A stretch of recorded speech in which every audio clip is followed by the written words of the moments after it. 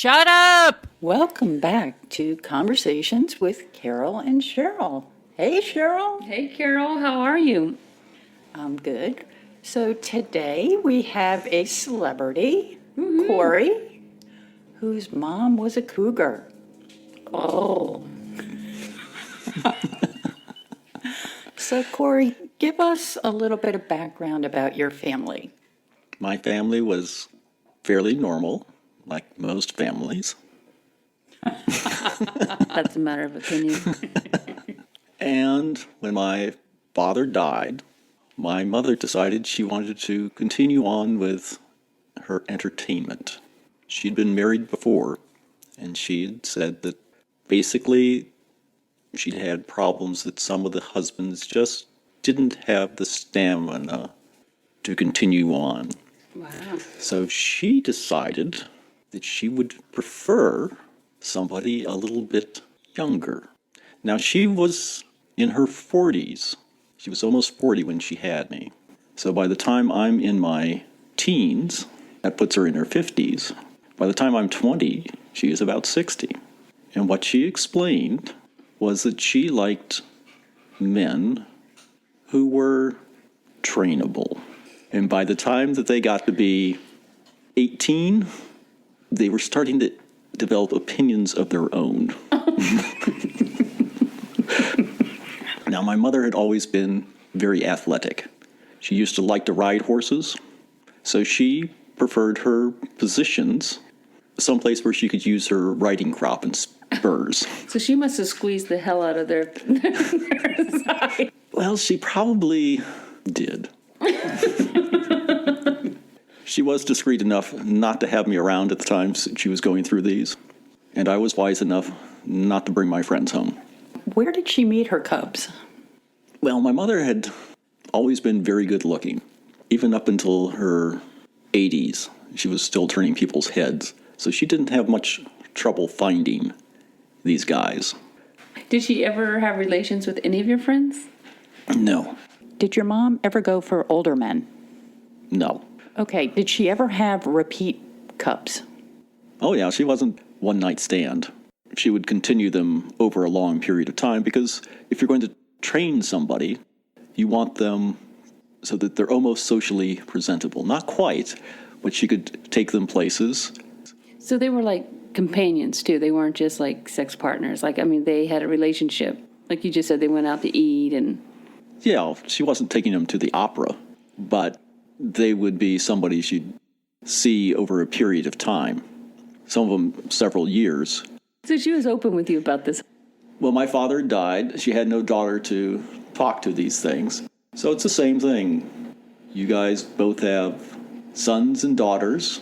You probably talk maybe a little more openly to your daughters than maybe your sons on this, but she had no daughter to talk to. So I was it. That's cute. So you weren't like, Mom, don't talk to me about this, or I don't want to hear it. So you were a good listener and discussed it with her, right? Well, I don't say we actually discussed it, but yes, I was a good listener. Yeah, that's nice. So, did your mom have any regrets with her cubs? Did she fall madly in love with one and really like the way he was trained and then he left? She used Something like that. She used to complain that just about the time that she had them well trained, they learned how to drive, and then they were gone. Were there any that she had to break it off with, like they were madly in love with her and just, no, you probably want to marry and have kids? Were there any situations like that? You mean some of her stalker personalities? No. So, did she have multiples at the same time or just one at a time? She saw no particular reason not to have multiple people. No. And was that okay with the guys, or they just didn't know about it? I don't know that she explained that to them. How did her friends deal with it? Were they like, yay, go for it? Or were they like disapproving, approving? I don't think she made it well known that the depth of the relationship that she was in with the individuals. So, was it awkward for you, or was it just normal because that was your mom? It was both. Anytime you've got a parent-child relationship, what the parents are doing is always awkward. It doesn't matter whether what they're doing is probably beyond the local norms. As far as you are as a child and kid, anytime your parents walk into the room and say something, it's going to be awkward. But it was one of the things where I did not bring home various friends at the time. So would your mom be approving if you had that relationship with a woman at a young age? Would she be like, condone it, or would she be upset? In other words, if I was... If you were dating an older woman? Oh, no, she would have approved. In fact, she did sort of encourage that. She thought it was part of the educational process. So did any of the Cubs' moms or dads come after her? No. So either they didn't know or they didn't care. Yeah, probably. It sounds like she was pretty discreet. Like Yeah. she just did, she didn't flaunt it, or it was just what it was. It seems like. Yeah, there was reasons for the young men to be around. We had a farm, so they would be out there working, without their shirt on or whatever. Okay, now I understand. I get it. We should live on a farm. It's like one of those Stetson commercials, I mean? Yeah. I now have a visual. Right. So continue. Oh, he'd be out there working on the farm. She'd determine, who she was going to hire and not hire, and what services were required to be rendered. So she really had her own stud farm. She did.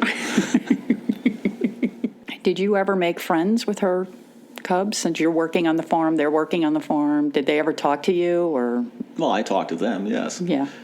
We didn't talk about Your mom's spurs. the extracurricular activity. But they knew you knew, and you knew, well, obviously you knew what they were doing, but they knew you knew. I believe in most cases they did not. Well, that makes it more discreet. And you have a sibling, right? Yes, I do. How did they feel about it? They didn't know. Oh, not at all. No. So you were the cool kid. You were the understanding child. You were the favorite. I was the one she talked to. That's sweet. That's very cute. I mean, well, no. I mean, we talk to our sons. Is that what you guys talked to him about? Yeah, no. Not details. Yeah, no. Not details, but I have nothing to talk about. with yourself or someone else. Anything. They should probably dissect my body when I'm done. Why? I mean, like I just said, I have nothing to talk about. That just makes you Myself? boring. Anybody. So do you think her drive was, do you think it was like so strong that I've seen it where some people just can't get enough, and they're not satisfied and stuff like that. She just enjoyed it. I mean, it wasn't like a problem, right? No, it wasn't a problem, especially for her. Maybe for her Cubs. But you know what I mean by that, right? There's like some people that just can't, No, she wasn't singularly focused on this. Okay. This was just part of a healthy, well-rounded life. rounded life. She had, no husband. She had no permanent friend, and she just wanted somebody who was young enough and active enough. For the first time in my life after I got divorced, I thought I definitely understood escort services. I'm like, I have the money to go out. I have the time to go out, and the kids would be with my husband. I just needed somebody to go with. And I don't want to be bothered with them afterwards. And I thought, God, I get it. But I could never get myself to call an escort service. But I mean, just for the company. Someone good looking, go out to dinner, have drinks, have fun. You know what I mean? And then just go home. Thank you. Yeah. Yeah. I mean, you get somebody here, mowing the lawn on your estate, and he looks good. Why not just invite him down to a movie and a show and dinner and see whether he's got any other talents? Right. I think she was way ahead of her time. Oh, yeah. For sure. Oh, yeah. She had always been very progressive, ahead of her time on thinking, understanding what things were needed. What was she like in other areas of her life? Was she wild? Was she, calm? Was she demure? Was she shy? Was she the life of the party?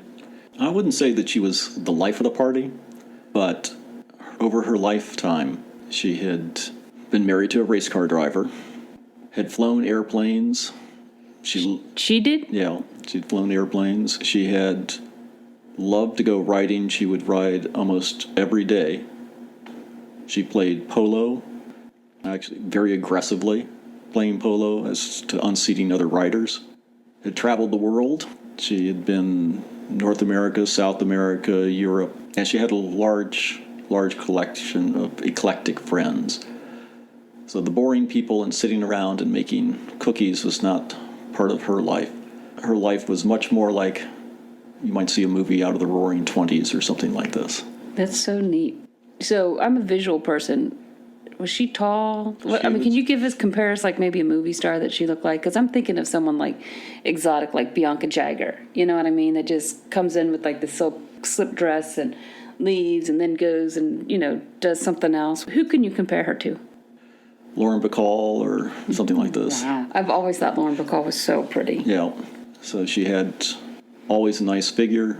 She said she was quite proud of her legs. We had mentioned that when she was younger or grown, in her 20s and stuff, her family had given her a pair of falsies. They thought she was too flat. She had just taken them and thrown them at them. But when she had gotten much older in life, up into her 60s and stuff, she said that the aging process had hit her, and she'd actually grown a pair. Did you get to pick the size she grew? And at that point, she had a painting of herself done showing those. She was very proud of them. So she had implants. No. Oh, that's what I thought you meant by that. It means that your body will change over time, and even in your 60s, surprises will come along, and it just depends on how you want to embrace them. So mine are down at my knees. I guess that didn't happen to her. So what advice would you have for sons of cougars? Don't get between a mom and her cub. That's probably good advice. That's great. Everybody needs companionship, and it's difficult to try and find that companionship in life. So why should any of us stand in the way of somebody finding someone and getting a little bit of light in their life and a little bit of lift in their step? Absolutely. I'm all for that. So what advice would you have for cougars? I don't have any particular advice for cougars. My mom would say, get them young enough to be trainable. Probably don't get too attached to them, because at some point they're going to move on. Enjoy them while you have them. Don't try and press them on your family, because your family either may or may not accept it. It'll get just to be an awkward situation. Life is short. My mother died fairly young when she was 98 years old, and she was still looking out with a sparkle in her eye and making some of the guys nervous. So that's That's amazing. That's Well, fantastic. it sounds like she had really good memories in her old age to look back upon. Yeah, she certainly did. She traveled around the world. She had lots of various friends, both men and women. What was her upbringing like? Was her mom like that? Like, No. like a all-around woman, or was she a dowdy woman? So her mom vowed never to live that life? She said that she thought her mother was probably a repressed prude. So she decided that she was going to live a much more open, free life. Again, if you look back toward the Roaring Twenties or something like this, that might give you an idea of breaking away. She would dress both elegantly, but also, as on the farm, she'd be in blue jeans and wraparound skirts. She did not spend a lot of time on makeup. Thought it was a waste of time. She put on some lipstick, here and there, but that was about it. She spent a little bit of time, as she got older, dyeing her hair, but otherwise she wore her hair quite long and then would just wrap it up in sort of a bun situation. Was she blonde like Lauren Bacall? No, she was green eyes, black hair. Wow. Tall, she was probably 5'9", 5'10", somewhere around there. As a child, I used to think she was like, 6'2" or 6'3". But her mind was very quick. She was queen of the double entendres. She was also extremely sarcastic, had little tolerance for those who were slow, very cutting. If you could not be very quick in her presence, she would dismiss you out of hand very quickly. A warm, grandmotherly type, making cookies in the back room, no. She loved to go through the woods. She had studied microbiology, so she loved going through the woods, gathering wild mushrooms and various other things to eat. But she knew what she was dealing with herbs and medicines. Probably if she had been alive in the 1700s, would have been looked at as a witch of some sort, because she understood how to take care of animals, people, hurt plants. Also on the farm, she knew very well how to deal with any hurt animals. We would deliver cows and horses. She would get a hold of a rope with a pulley, if we had to pull them on out. Goats, sheep. Sounds amazing. I know, right? She was also, when I'd go hunting with her, she was the one who tended to shoot better than the rest of the people we were hunting with. She was very quick with a gun, and yeah, she was an amazing person. What I like about her is her relationships with her boy toys were not the center of her world. She was very passionate. Everything that she did was with a passion.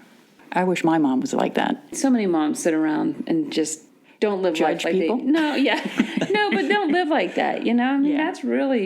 that's awesome. It really is, especially for that generation. There have always been those people on the edge, but too frequently, even among our own peers, we shun the person who is adventurous, eclectic, who's willing to put themselves out there, try something new and different. And these are the people who move society forward. These are the people that we end up telling the stories about. I agree. That's true. Yeah. She had a lot of courage. So go out there and live large. Go out there and grab a little cub by the nape of his neck and bring him home. So one of you is divorced. So what do you think about the idea of the cougar? Too much work, too little return. For being a cougar or for just dating? For both. Although if I were to date again, I would go younger, but not that young. But I could go probably 10 years younger. Why is that? Just because I'm immature, I think. And I like to do silly stuff, and I don't... If someone said, let's go antique shopping, I would just turn around and walk away. I'd like to go out and have a drink, go dancing, see ball games. I don't want to do things age appropriate. So you think the guy has, when they're older, they restrict themselves too much to being adventuresome, or too much baggage, talking about past girlfriends? I think they restrict themselves too much. I think at this age, it seems like they've probably experienced things that would make me scared to be with them. 50 Shades of Grey. Yeah, I don't know. It just seems like, I don't know. There's too many weird things that could have happened that they could have, like these fraternities where they're sticking like ballpoint pens in each other, and you know what I mean? Like you hear that, like you hear officers in the Navy, remember that? Fraternities, and then if it's not that, then it's like really cruel stuff they're doing to each other, and I don't know. I know it's a bad outlook on my part, but it just seems like the chances of getting someone that hasn't done something like that is probably slim. There's no great stories. You don't hear nice stories. I could count on one hand the stories I've heard that are nice, and I could count on every toe, every finger of stories that aren't good. Yeah, I think that's what my mother liked. Somebody without a lot of baggage, who was adventuresome, had the energy so they weren't falling asleep. Right. Yeah, maybe I should go real young. Yeah. Maybe that's my problem. That's right. My kids would be livid with me. I do not think they'd go for it. I mean, I'd have to do it very privately. How old are your kids? 23 and 19. But I think they always view you as their mom and not that woman, the Wild. mom. Yeah, like, you're my mom. That's gross. You're a mom. At least my kids would. Yeah, but you're also a being who's got various needs. Well, apparently I don't have them. There's something wrong with me. Maybe Yeah. you've tried to suppress them while you're trying to fulfill these other needs of being a mom, but you're also the same girl you were as a teenager, as a young child. We're all those younger people. We bring those things forward, but sometimes we decide we've got to adult up so much that we forget how to be fun and look at the world new? You know, I felt like that. There was probably in the last 3 or 4 years is where I felt like, I think I'll just forget it. I'm never going to pursue anything. But I didn't feel like that up until then. Like, I didn't go looking for anything, but if something came that I would be interested in, then I would have been happy to pursue it probably. I had both my parents my whole life, and after I got divorced, I just thought it was so weird to be like signing cards like Mom and Jeff. Yeah. I couldn't get it. I could not get past that. That's nothing wrong for the people that do it, but for me, I can't. And you hear these stories, I'd be afraid to leave my kids alone with people. I've just backed myself into a corner, I think, with all my worrying is probably what I've done. We need to get you a cub.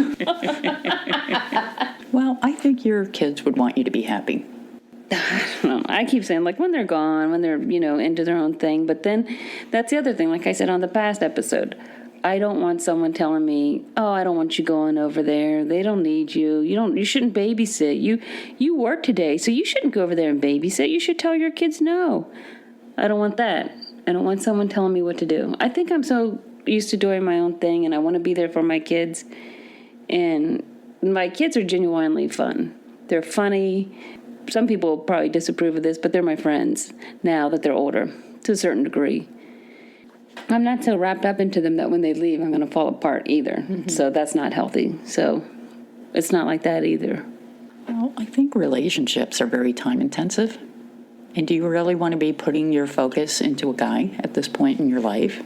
That's what I'm saying. I don't think I do. Not at this point. I think the window's closed for that. Like I said, 3-4 years ago, yeah, but I don't want to cook for anyone. I don't want to have to do anything I don't want to do. My mother didn't. She didn't do things that she didn't have to do. It was a fun relationship, partnership at the time that she enjoyed and whoever she was with enjoyed, whether she was doing an activity such as horseback riding and teaching him to ride, whether she was going through the woods and teaching him about some of the plants and activities that are there, and if she saw a nice meadow, hey, she would go and have a good time. She wasn't sitting there going, gee, I want you to come over here, or I have to be over there. No, it was a friendship. I don't think you have to put your life on hold, and you certainly don't have to not be close in with your kids. They have to have a understanding that mom has a life as well, but beyond that. Well, I've never been, like, when I was younger, I never had one-night stands. I never, if I went out on a date and they held my hand, I literally got pissed off. I was like, what the hell? I was so pissed inside. Because I'm like, you don't even know me. Like, how can you, like, affectionately grab my hand when you know nothing about me? I mean, you know what I'm saying? So I have to get to know somebody, I could never open up to someone if I didn't know them, if I didn't care for them. So I can't just be casual about it. I couldn't just like, and now there's Instagram and Snapchat. Look at this lady. So it would have to be a relationship. All my mother's relationship, even though the guys were younger, they were relationships. They weren't just one-night stands, pick them up and drop them. No, she was looking for a relationship with somebody who's brought a new perspective, whose eyes were still open, who hadn't shut all these doors and said, no, you can't do this. No, you can't do that. And certainly not telling her how to do things. Well, I got something to think about. I mean, she is inspirational to hear everything you're saying about her, and I guess you could do it and make it work for you. She was folding it into her workflow. Right. And I think that's what Cory's saying. You work it in, you're doing things that you love, and this person is tagging along. And you're more the vocal point, you're the center, not them. And then your kids are not really in the equation at all. This is just a little bit of me time. This is instead of sitting home and looking at Netflix and watching somebody else have a relationship out there in a time. It's you having a relationship and a time and deciding, I really want to go and see a park. And I want somebody to go with me who isn't having to huff and puff and go up the trails, They can pull me huffing and That would be puffing. us. And it's too tired once we get there to be any fun. Oh So. my God. I just don't think you've met the right person. Well, okay, so I haven't met, no one has come across my path all these years? That's crazy. I think this is what you're looking for, is somebody to show up at your house, maybe the FedEx guy wearing a suit, and he says something to you like, hey, babe, I want to hang out on the couch under your twinkle lights and watch a movie. And when the dog pees on the floor, hey, let me get that. I got that. Don't get up. Let me get that. That guy just hasn't come along yet. Yeah, right. I don't think they make them like that. No, what you need to do is you need to find the guy who's around the neighborhood, who's trimming the trees. He's got his shirt off. It's hot out there. It's a lemonade. It's an iced tea. It's come on over, and I've got a bush you can work on.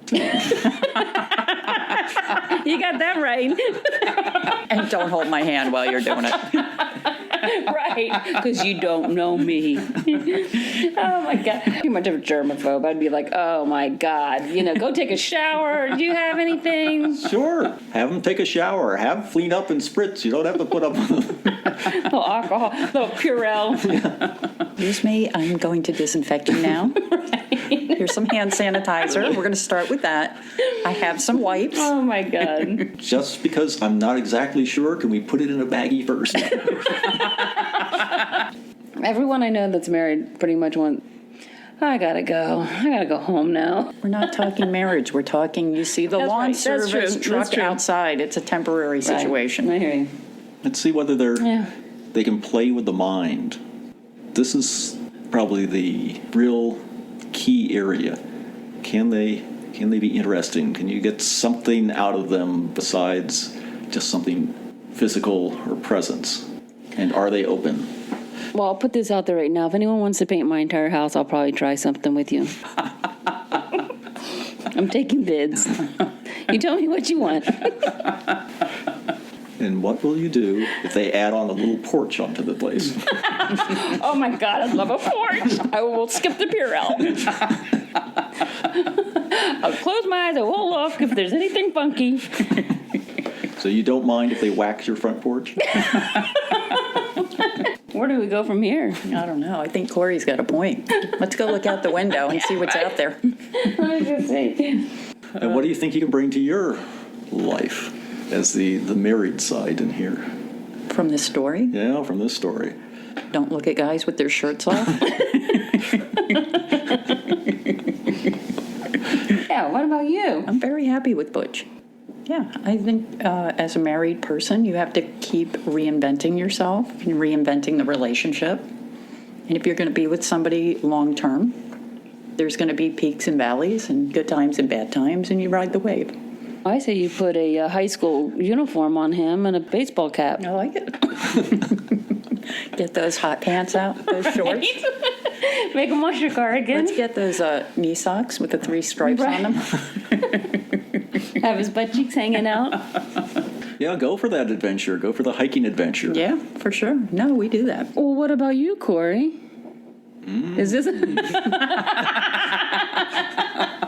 Ooh la la. Yeah, talking about your mom. Do you want to follow in her footsteps? I mean, Following on our footsteps, no. But keeping something in the life, what I have, yeah, you've got to allow for the other person to be independent, to think what they're thinking. In my case, my spouse, I admire greatly. She has an amazing ability to deal with friends all over the world. She is passionate. She is so passionate with her friends, so deeply involved. I tend to be much more distant. She is still hot after 30 years, but there's no reason the adventures can't continue. And that's what it is. It's a little bit of reinvention, learning something new from the outside and bringing it back to the relationship. You've got to be with somebody who's open to change, because otherwise the relationship starts to die.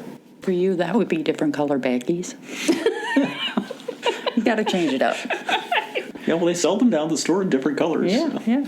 Well, I think relationships are complicated, but that doesn't mean you can't have fun. Open your mind a little bit, get creative, take a lesson from your mom.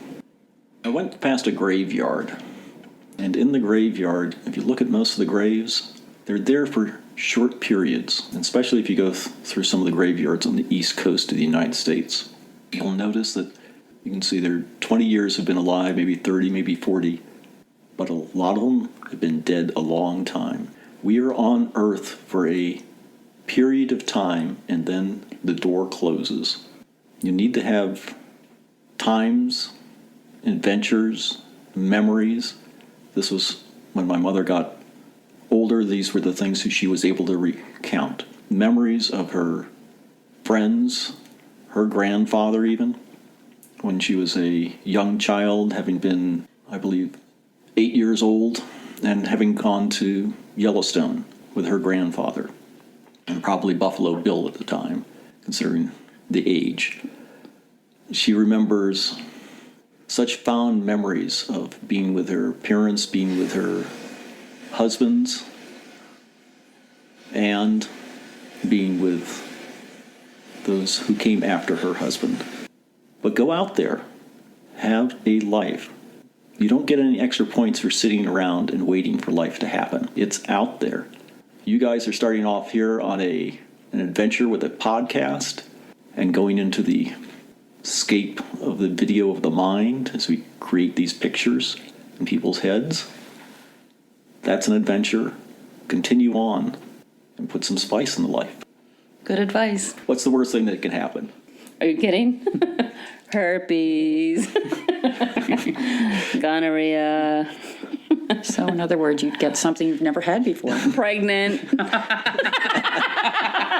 Oh, wait a minute.